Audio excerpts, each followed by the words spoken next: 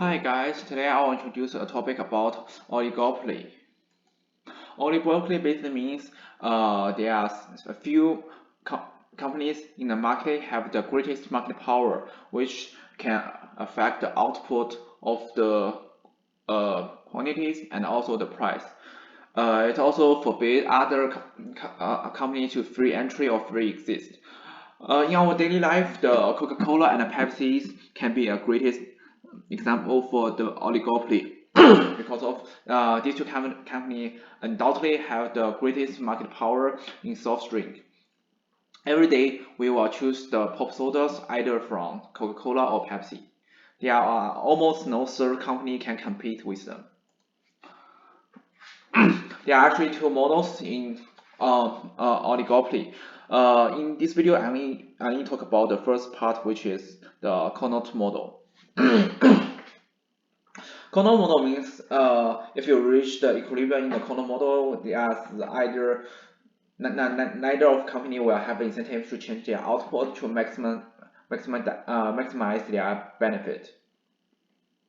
A good example will be the oil country OPEC, because of, as we know, not everyone can produce oil, so they are the oligopoly Cournot in the oil market. They can either choose to produce more or less to affect the oil price.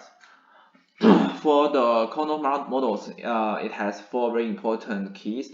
The product is homogeneous, all the products are same, there's no substitute from the both firm.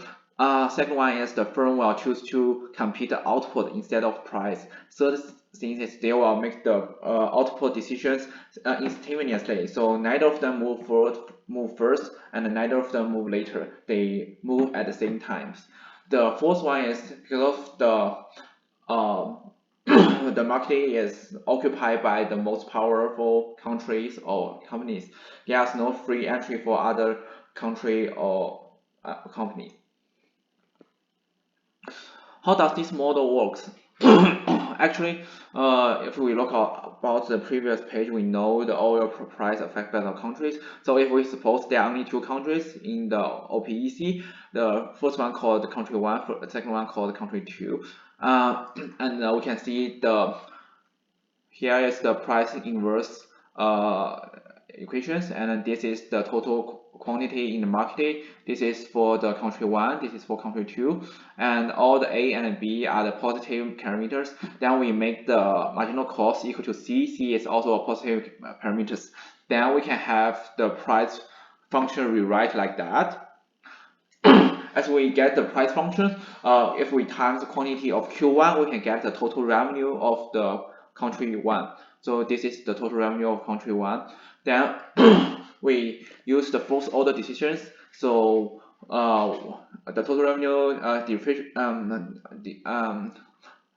total revenue for country 1 differentiate by the quantity 1. Then we can get the marginal revenue for country 1 is equal to that. And as we know, for the equilibrium situation, the marginal cost must be equal to marginal benefit. So we can get the C for the marginal cost is equal to these equations.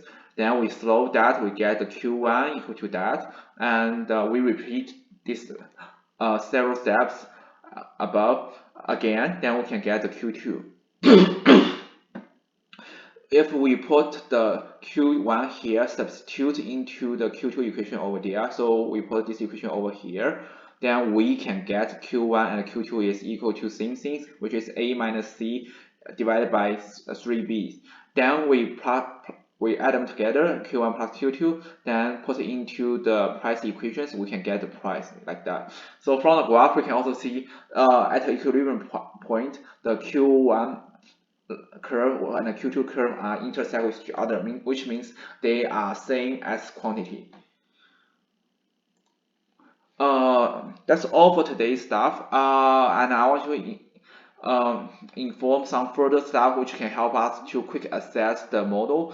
So if the firms or countries increase to 5, 6, 7, like in the previous example, for the oil country maybe have more than 5. So how do we solve that? So we can use try to use these ideas over here. So we repeat them together, then we can figure out one formula for these questions. It's like the quantity is actually equal to A minus C divided by N plus 1 times B.